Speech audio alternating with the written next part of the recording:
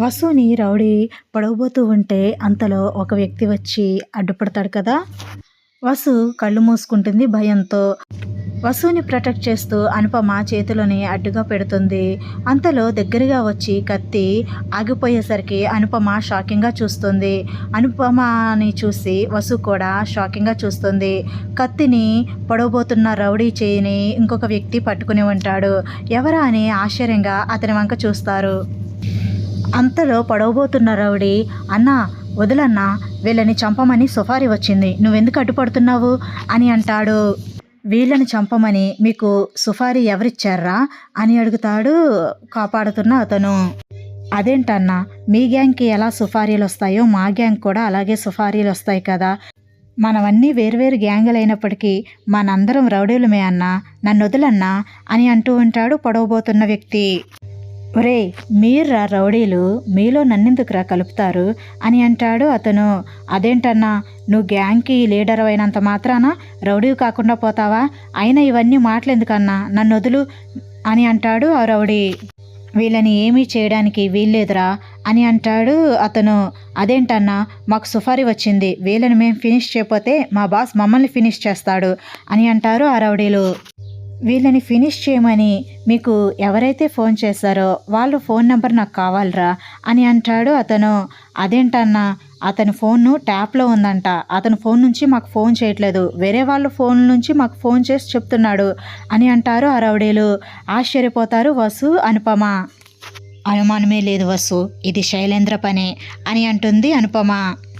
రిషి సార్ని అప్పగిస్తేనే ఎండి సీట్ ఇస్తానన్నాను కదా, అయినా అటాక్ చేయించాడు అంటే ఏదో జరుగుతుంది, రిషి సార్ శైలేంద్ర దగ్గర లేడా అని అనుమానపడుతూ ఉంటుంది వసుధార. నేను చెప్తున్నాను, మర్యాదగా వీళ్ళని వదిలిపెట్టి వెళ్ళిపోండి, నా చేతుల్లో చావు దెబ్బలు తినకండి మీరు అని హెచ్చరిస్తాడు అతను. అన్నా, నీ గురించి మాకు తెలుసన్నా, కానీ మాకు సుఫారీ ఇచ్చిన వాళ్ళకి మేమేం సమాధానం చెప్పాలి అని అంటారు ఆ రౌడీలు. తప్పించుకున్నారు, ఎవరో వచ్చి కాపాడారు అని చెప్పండి, వెళ్ళిపోండి అని బెదిరిస్తాడు వాళ్ళని. ఆ రౌడీలు ఇంకా బెదిరిపోయి, అమ్మో ఈ అన్నతో పెట్టుకుంటే మనకే చాలా డేంజర్ అనుకుంటూ అక్కడి నుండి వెళ్ళిపోతారు.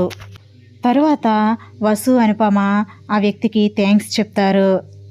సమయానికి మీరు వచ్చి మమ్మల్ని కాపాడారు, మీకు చాలా చాలా థ్యాంక్స్ అండి అని ఇద్దరు థ్యాంక్స్ చెప్తారు ఆ వ్యక్తికి. పర్వాలేదు మేడం, మా డ్యూటీ మేము చేసాం అని అంటారు ఆ వ్యక్తి. అదేంటి అని ఆశ్చర్యపోతూ చూస్తారు అనుపమ, వసుధార. మీరు రౌడీ అంటున్నారు, మీ డ్యూటీ మీరు చేశారు అంటున్నారు, అసలు ఏమర్థం చేసుకోవాలి అని అంటుంది అనుపమ. ఆ వ్యక్తి చిరునవ్వు నవ్వుతూ, రౌడీలలో కలిసిపోయి డ్యూటీ చేస్తున్న ఒక ఇన్వెస్టిగేషన్ ఆఫీసర్ని మేడం అని తన విజిటింగ్ కార్డ్ని వసుధారకి, అనుపమకి చూపిస్తారు. చూపిస్తే వాళ్ళిద్దరూ షాక్ అయిపోతారు. అంతేకాదు, శైలేంద్ర తన ఫోన్ ట్యాప్లో ఉందని తన నెంబర్ నుండి ఏ కాల్స్ రాకుండా చాలా జాగ్రత్త పడుతున్నాడు. అందుకే శైలేంద్ర ఏ విధంగానైనా మీ మీద అటాక్ చేయించే అవకాశాలు ఉన్నాయి అని మిమ్మల్ని కూడా మేము ఫాలో అవుతూనే ఉన్నాము. మా అనుమానం నిజమే అయింది, మీ మీద శైలేంద్ర అటాక్ చేయించాడు. తన ఫోన్ నుండి కాల్ వెళ్లకుండానే ఎవరి ద్వారానో ఎవరి ఫోన్ ద్వారానో మాట్లాడి ప్లాన్ చేశాడు అని అంటారు ఆ ఆఫీసరు. మీరేం భయపడకండి మేడం, వెహికల్ వస్తుంది, ఆ వెహికల్లో మీరు క్షేమంగా ఇంటికి వెళ్ళండి, ఈ కార్ స్టెప్ని మార్పించి నేను మీ ఇంటికి పంపిస్తాను అని అంటారు ఆ officer. Thank you sir, thank you very much sir అని చెప్తారు వసుధార, అనుపమ ఆ ఆఫీసర్కి. ముకుల్ నేను ఫ్రెండ్స్, మేమంతా ఒక టీం. ముకుల్ డైరెక్ట్గా ఆఫీస్ నుండి వర్క్ చేస్తూ ఉంటాడు, నేను అండర్ గ్రౌండ్లో ఉండి రౌడీల్లో కలిసిపోయి వర్క్ చేస్తూ ఉంటాను అని అంటాడు ఆ ఆఫీసరు. నిజంగా మీ టీం అందరికీ చాలా హెడ్స్ ఆఫ్ సార్ అని అంటుంది అనుపమ. అంతేకాదు, మీరు ఈ విషయాన్ని ఎక్కడ ప్రస్తావించవద్దు, ఇలా అండర్ గ్రౌండ్ ఆఫీసర్ ఒకరున్నారని ఎవరికి తెలియకూడదు అని అంటారు ఆఫీసరు. ఓకే సార్, మేమెవరికి చెప్పము అని అంటారు అనుపమ, వసుధార. మీకు గుడ్ న్యూస్ అని అంటారు ఆఫీసరు. అనుపమ, వసుధార ఇద్దరు షాకింగ్గా చూస్తారు. రిషి సార్ సేఫ్ అని అంటారు. వసుధారకైతే కళ్ళల్లో నీళ్ళు తిరుగుతాయి. రిషి సార్ ఎక్కడున్నారు సార్, సార్ నేను వెంటనే రిషి సార్ని చూడాలి, ప్లీజ్ రిషి సార్ని నాకు చూపించండి అని చాలా కంగారుగా ఆతృతగా అడుగుతూ ఉంటుంది. నేను రౌడీలా ఉండడం వల్ల వాళ్ళకి అనుమానం రాకుండా రిషి సార్ని తెలివిగా తప్పించాను. ప్రస్తుతానికి రిషి సార్ మా డిపార్ట్మెంట్ అండర్లోనే ఉన్నారు. మీరు కొద్దిగా ఓపిక పడితే రిషి సార్ క్షేమంగా మా డిపార్ట్మెంట్ వాళ్ళు క్షేమంగా మీ ఇంటికి తీసుకొస్తారు. కొంచెం కోఆపరేట్ చేయండి మేడం. ఈ విషయాన్ని ఎవరికి చెప్పొద్దు, ఎవరితోనూ షేర్ చేసుకోవద్దు. ఎందుకంటే రిషి సార్ మా దగ్గరే ఉన్నారు అని ఎవరికి తెలియకూడదు. రిషి సార్ వచ్చే వరకు దీన్ని మేము గోప్యంగా ఉంచాలి అనుకుంటున్నాం.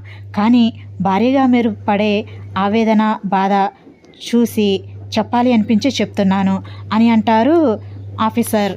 Thank you very much sir. Rishi సార్ని మీ డిపార్ట్మెంట్ వాళ్ళు కాపాడారు. మేడం, రిషి సార్ సేఫ్గా ఉన్నారు. నాకు చాలా ఆనందంగా ఉంది. త్వరగా ఇంటికి వచ్చేస్తే బాగుండు అనిపిస్తుంది అని వస్తారా సంతోషంగా అనుపమతో చెప్తూ ఉంటుంది. వసు ఆనందాన్ని చూసి అనుపమ కూడా చాలా సంతోషిస్తుంది. సార్, మీకు ఒక విషయం చెప్పాలి అనుకుంటున్నాను. మా మావయ్య గారికి కూడా ఈ విషయాన్ని చెప్పాలి అనుకుంటున్నాను. మా మావయ్య గారు కూడా చాలా టెన్షన్ పడుతున్నారు. ఆయన ఈ విషయం మీ దగ్గరే రిషి సార్ ఉన్నారని తెలిస్తే చాలా సంతోషిస్తారు. ఆయన భారం దిగుతుంది అని అంటుంది వస్తారా ఆఫీసర్తో. ఓకే మేడం, ఆయన ద్వారా ఎవరికి మళ్ళీ విషయం లీక్ అవ్వదు కదా, అలా అయితే ఓకే మేడం. కానీ ఇంకెవ్వరికి ఈ విషయం బయటికి లీక్ అవ్వకుండా జాగ్రత్త పడండి అని ఆఫీసరు. అనుపమ, నేను మీకు హామీ ఇస్తున్నాను సార్. వస్తారా, నాకు, మహేంద్ర, మా ముగ్గురి మధ్యలో నుండి ఈ విషయం బయటికి ఎక్కడికి వెళ్ళదు అని అంటుంది అనుపమ హామీ ఇస్తూ. ఓకే మేడం, నేను మిమ్మల్ని నమ్ముతున్నాను. Thank you very much. చాలా జాగ్రత్తగా ఉండండి మేడం. మళ్ళీ శైలేంద్ర మీ మీద ఏ రకంగా అటాక్ చేయొచ్చు అని అంటారు ఆఫీసర్. అంతలో ఆఫీసర్ అనుపమకి వస్తారాకి వెహికల్ని అరేంజ్ చేస్తారు. ఆ వెహికల్లో జాగ్రత్తగా దించమని ఆ డ్రైవర్కి చెప్తారు ఆఫీసర్. ఓకే సార్ అని అనుపమని వస్తారని ఎక్కించుకుని ఆ డ్రైవర్ ఇంటికి తీసుకువెళ్తాడు. వసు, అనుపమ ఇంటికి వెళ్ళిపోతారు. తర్వాత వెహికల్ని రిపేర్ చేయించి ఆఫీసర్ డిపార్ట్మెంట్ వాళ్ళ చేత ఇంటికి పంపించేస్తాడు వెహికల్ని. తర్వాత ముకుల్కి ఫోన్ చేసి జరిగిన విషయాన్నంతా చెప్తాడు. అలా రౌడీలతో పాటు కలిసిపోయి అండర్ గ్రౌండ్లో వర్క్ చేస్తున్న ఆఫీసరే ఈ న్యూ ఎంట్రీ అని నా ఇమాజినేషన్. అలా ఆఫీసర్ రిషిని సేవ్ చేసి అనుపమ, వసుల్ని కూడా సేవ్ చేస్తాడు. అతను రౌడీనే కావచ్చు, ఆఫీసరే కావచ్చు. నాకైతే ఇలా ఆఫీసర్ ఎంట్రీ ఇస్తే బాగుంటుంది అని నా అభిప్రాయం. ఇది నా ఊహ మాత్రమే, నా ఇమాజినేషన్ మాత్రమే. రిషి ఎంట్రీ ఎలా ప్లాన్ చేస్తారో తెలియదు కాబట్టి నాకు కూడా రిషి ఎంట్రీ ఎలా ప్లాన్ చేయాలో తెలియట్లేదు. అందుకే మొన్నైతే బోర్డ్ మీటింగ్లో ఎంట్రీ ఇచ్చినట్టు ప్లాన్ చేసి వీడియో చేశాను కదా, కానీ మళ్ళీ ఇప్పుడు ఎలా ప్లాన్ చేయాలో అర్థం కావట్లేదు. అందుకే రిషి ఎంట్రీ ప్లాన్ చేయలేదు. కానీ సీరియల్లో సీరియస్ సింహం ఈజ్ బ్యాక్ అన్నట్టు ఎపిసోడ్స్ ఉంటే బాగుంటుందని నా అభిప్రాయం. చూద్దాం, తన కండిషన్ బట్టి ఎపిసోడ్స్ ప్లాన్స్ చేస్తారు కదా. తను పూర్తిగా రికవర్ అయ్యాడో లేదో తెలియదు కదా మనకి. పూర్తిగా రికవర్ అయితే ఎపిసోడ్స్ ఇంకోలా ప్లాన్ అయి ఉంటాయి. పూర్తిగా రికవర్ అయ్యి లేకపోతే ఇంకోలా ప్లాన్ అవుతాయేమో అని నా అభిప్రాయం. ఏదేమైనా రిషిని చూడబోతున్నాము త్వరలోనే. Happy for that. నాకైతే రేపు మండే ఎపిసోడ్లోనే రిషి కనిపిస్తే బాగుండు అనిపిస్తుంది. కానీ మరి లాస్ట్ షెడ్యూల్ ఎపిసోడ్స్ మరి ఇంకా ఉన్నాయో అయిపోయినాయో తెలియదు కదా మనకి. ఓకే, మీకు ఎక్కువ బోర్ కొడుతుందేమో మళ్ళీ. Okay, happy Sunday to all. Bye bye. Please చూసేవాళ్ళు లైక్ చేయండి. అస్సలు వ్యూస్ ఉండట్లేదు కదా మన ఛానల్. అసలే చిన్న ఛానల్, వ్యూస్ అస్సలు ఉండట్లేదు. 1000 వ్యూస్కి 100 లైక్స్ కూడా రావట్లేదు. లైక్స్ని బట్టి యూట్యూబ్ రికమెండ్ చేస్తుంది అనమాట వీడియోస్ని. అందుబట్టి ప్లీజ్ లైక్ చేయండి. Thanks for watching. Bye bye.